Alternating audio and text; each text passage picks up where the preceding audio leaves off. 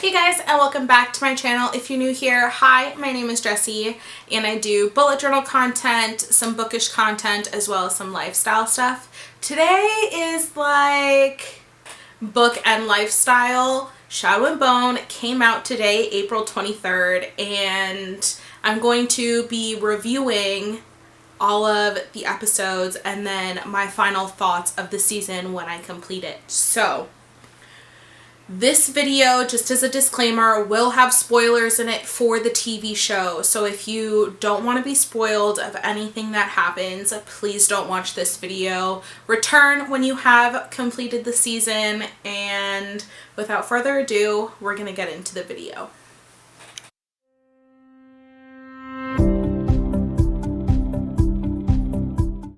So, I'm eating and watching Shadow and Bone. I'm on episode 3, and I just thought, why not do a little review for you guys? So, episode 1 was a whirlwind. I don't know if I like it or not that they don't call him the Darkling and they call him, shoot, what's his name? General something. I understand why they changed the big job for the Crooked Kingdom, Six of Crows team. Totally makes sense. Totally get it. Do I like it? I'm gonna have to continue to watch to see. But already I'm really liking the diverse scheme of characters we've met so far. And the little differences, like the collateral that Kaz pays on Inej or for Inej, definitely caught me in the heartstrings a little bit because we all know he loves her. But yeah, I'm really enjoying it so far. So I'm going to continue to watch episode 3 and I will tell you guys what I think of it after I'm done watching it. Okay, so episode 3 done and watched. Baghra? Exactly! They did such a good job and her acting was great. Wonderful casting this whole show. I feel they spent a lot of time really getting to know their characters that they would be playing and really take on their personas and their characteristics and their capabilities. I really love Jasper. I don't know how I feel about the conductor. At first they were talking about, you know, when Kaz interviewed this woman, it was, you know, his inventions and the cool contraptions and getting across the fold, and I immediately thought of Nikolai, and his name isn't the conductor. So I was very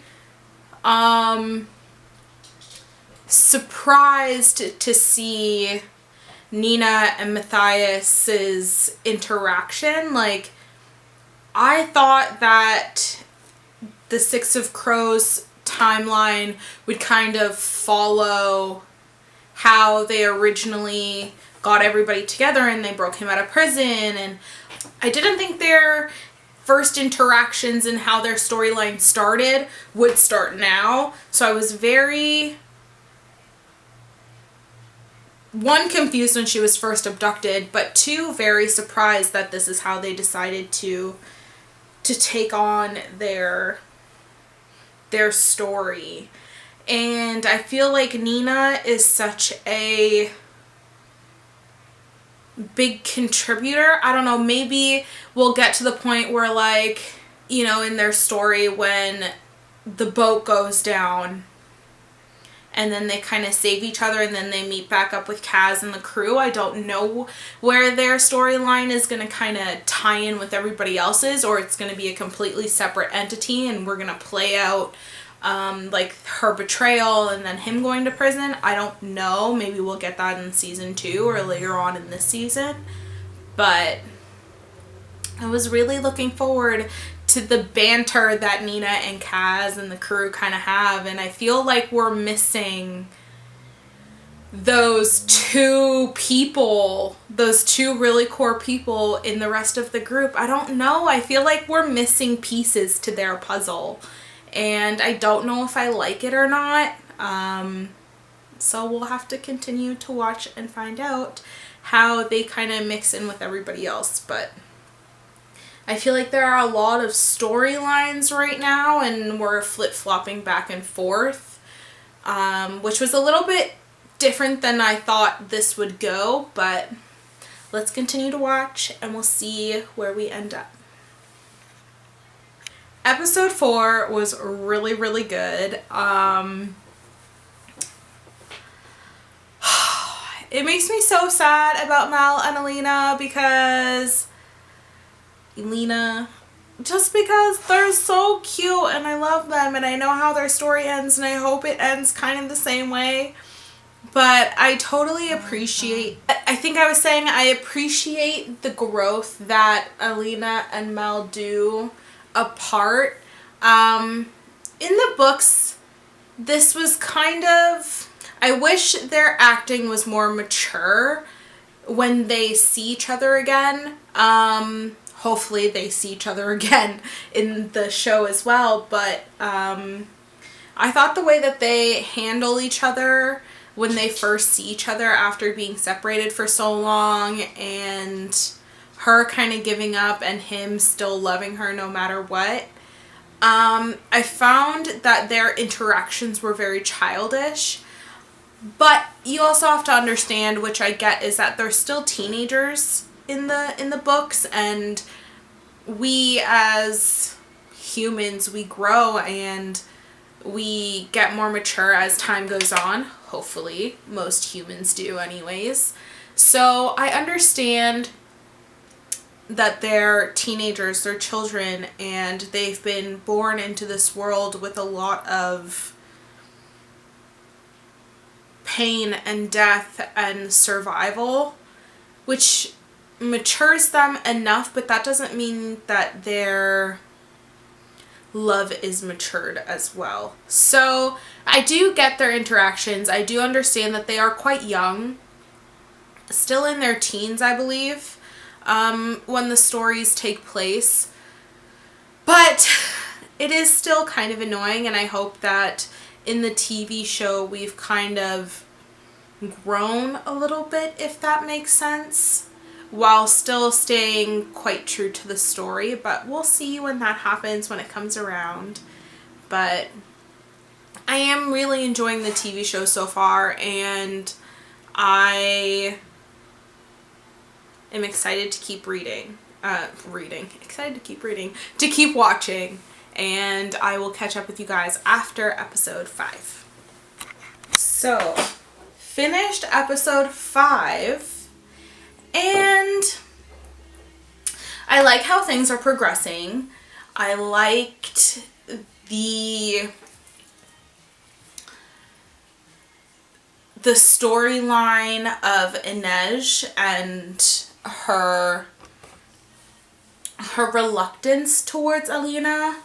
And I love how things are progressing quite quickly. I think the storyline made some good choices. The producers and the writers made good choices for the storyline, and I'm really enjoying it. I think they tied in everything very, very well, and I'm not a huge fan of the flashbacks, but everything else I'm quite enjoying. So I just finished episode 6. I believe this is episode 6. The Heart is an Arrow. So we're at the point where Mel and Alina are now, he found her in the woods. But the little twist of the Darkling and Kaz's interaction was not what I was expecting, but certainly good. Also, I think they switched in Crooked Kingdom. Inej meets this other girl. I think she's like another fighter or whatever. And I don't know if we're going to meet her or if one of the Grisha that Inej fights is her because she injures her. And if so, I think that was a really good change to the story and how it was brought. And also, I love how I was talking about earlier when Mel and Alina first sync up again. That's the first time is at the castle. And then there's a search party and blah, blah, blah. But that kind of changed in the storyline, and I'm kind of glad that they made those changes. But I was talking about how their first interactions was very childish and immature, and I am so happy that it was resolved quite quickly and it wasn't so drawn out and childish, if that makes sense. And they kind of hashed it out because they've been friends for years, you know. There's a lot of feelings there and history and love and care, not just romantically, but just as a friendship, as a relationship. That's not romantic. They have a lot of respect for each other and a lot of love for each other. That's platonic first, and coming up on that, they argue a little bit and then it's kind of resolved, and I really love that it was handled so tastefully. And yeah, so also Jasper had a little interaction with a stable boy, and I don't know if we're gonna meet Waylon later or if that was kind of the interaction there. And Nina and Matthias, I love getting their banter, and I was talking about this earlier, I think it was yesterday, about how I thought this was a little odd in storyline, but the way that they've done it as her kind of being on a mission like we kind of see in King of Cigars, away from everybody else, is nice. And then she meets Matthias and blah blah blah, and I hope that they kind of reconnect with the group, because I feel like there are 3 pieces missing to the Six of Crows crew, you know. Like, we have these 6 characters. Yes, 6 of Crows. We have these 6 characters whose interaction on Matthias's end is a little iffy, and but we're missing 3 pieces, you know, to that group, and it's kind of sad, and I just want them to be like the close-knit family that they were, you know. But I am enjoying their storyline and seeing their first interactions, and their bickering is great. But yeah, I'm missing those 3 pieces to the Crows crew, so we'll see what happens later on. And who knows what's gonna happen. I'm excited to get into episode 7. So there are only 2 more episodes. There's 8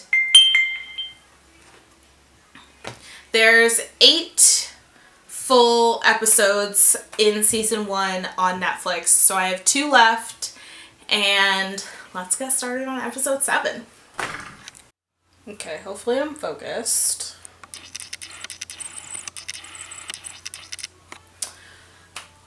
Finished episode 7, and I love how defiant Alina is. I remember admiring this quality from her in the books, and Mel and Alina tracked the stag, and the Darkling killed it, and the amplifier of its horns is in Alina's collarbone, which I don't know if I like. I kind of liked the symbolism and all of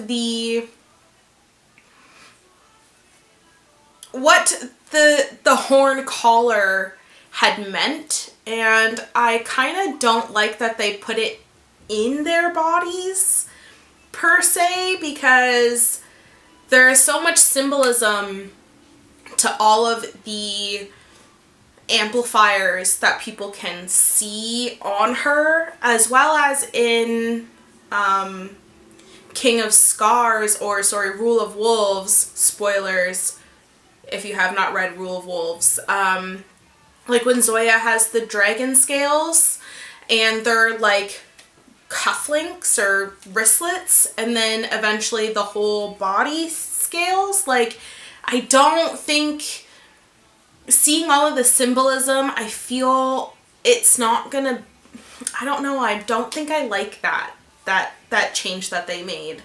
Because I mean, like, someone can't take the amplifiers and use them for themselves, so the fact that they're like in a body, I don't know.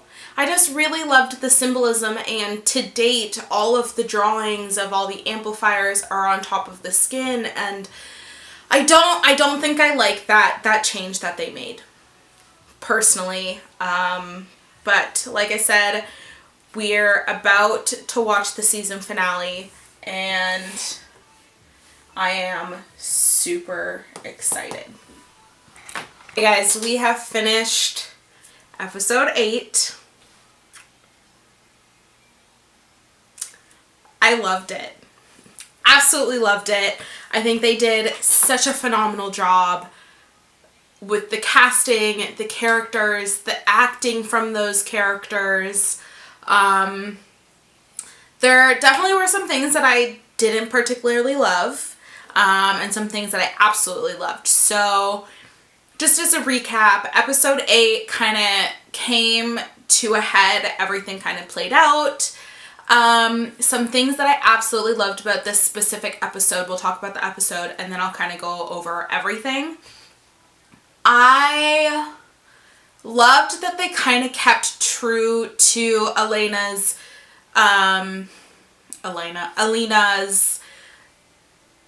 defiant act against the Darkling, or General Kurgan.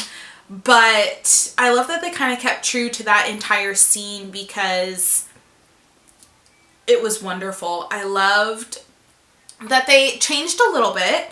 I love that she kind of had this vision of the stag, and, you know, I feel that symbolism was him just saying, hey, my power and my sacrifice was for you, not for him. And I think that really gave her a boost of confidence in herself to be like, I never needed you. This was never your power. It's mine. And I really loved that. And I loved the ending with, you know, Alina, Amal, and Zoya. I loved that little twist that they put in for Zoya. I don't know how that's going to kind of roll in with everything else that happens in the series. Not just the trilogy, but, you know, the King of Scars duology. I don't know how that's going to play in, but I'm super excited to see, because I love Zoya's character, especially after reading Rule of Wolves, in that duology. I love her. But,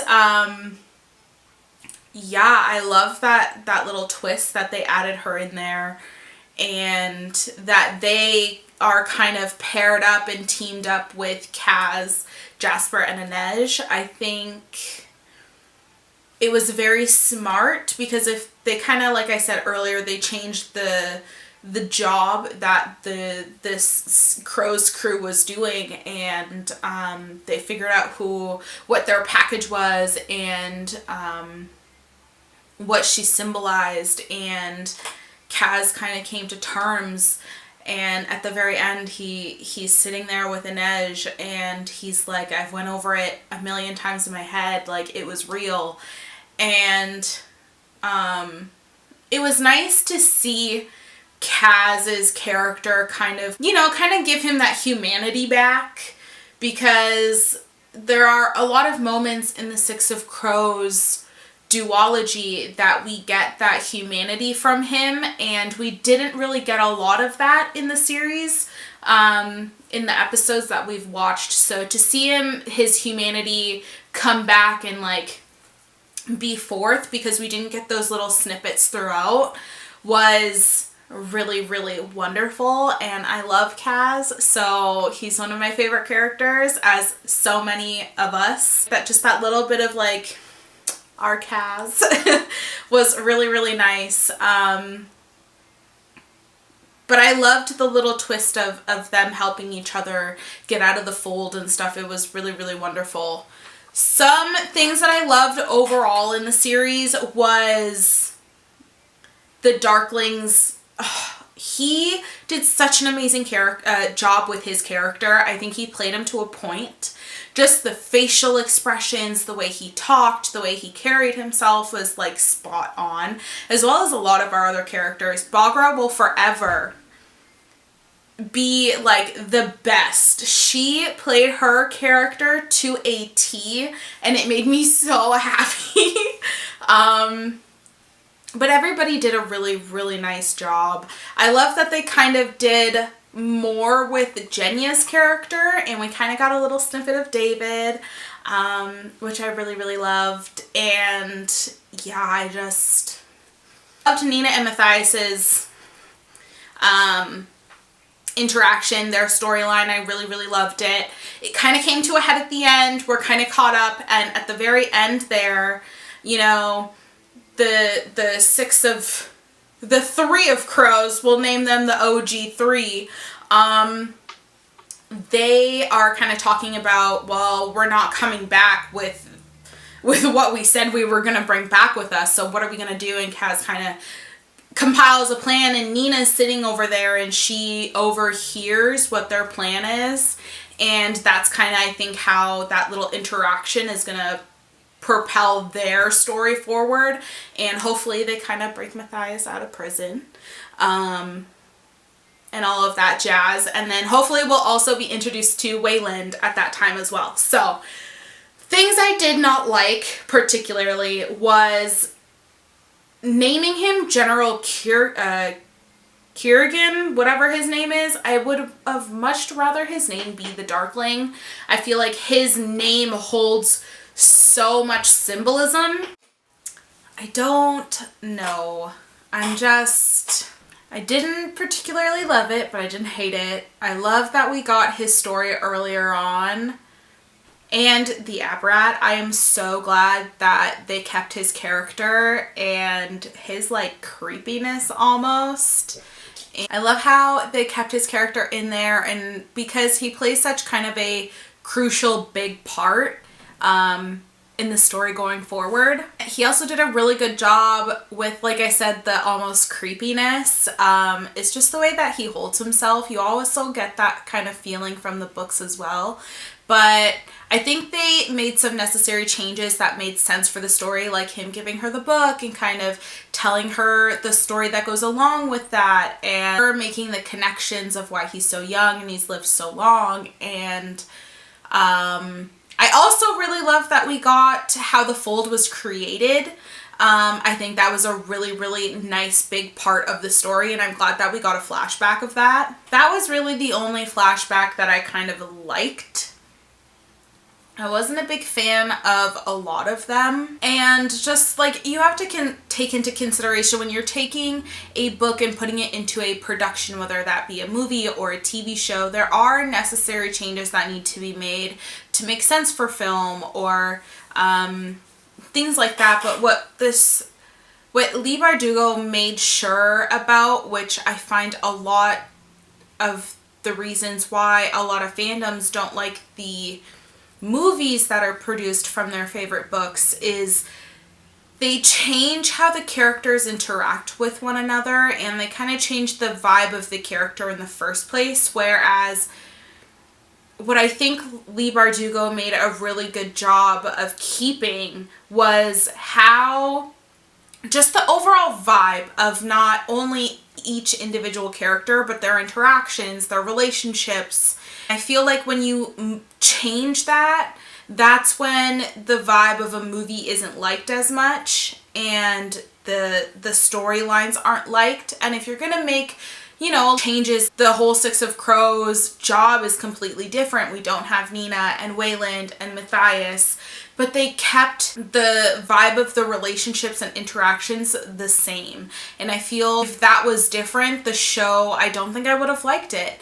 But I loved it because the integrity of the core bones of not only the trilogy, but the Six of Crows duology was kept. And I really, really appreciated that. Just in the fact of like Jenya and David and their kind of like shyness and awkwardness, but then you have Kaz and his coldness, but Inej in her figuring out who she is still, but being sure of her abilities. And then we have Jasper, who's quick wit, and you know, he's good with his guns and he's confident in that. But as well as, like I was saying earlier, like the Darkling, how he is portrayed was very the same, and Mal's protectiveness and Alina's defiant and questioning nature. And Zoya's like, everything was so well done and kept to the core of each character, which in turn allowed the interactions to be very flowy and very natural as to also how they interact in the books. But I talked about this quite a bit at the end of episode 7 about the whole amplifier thing, and I'm just taking into consideration later on about how, you know, like in Rule of Wolves, Zoya has the dragon scales and they start off as cufflinks and then eventually they're like a whole bodysuit. That may not happen at all, but the fact that it's brought to attention that we know that could be a possibility, I don't know how that would translate onto film or how that would kind of work. I don't know.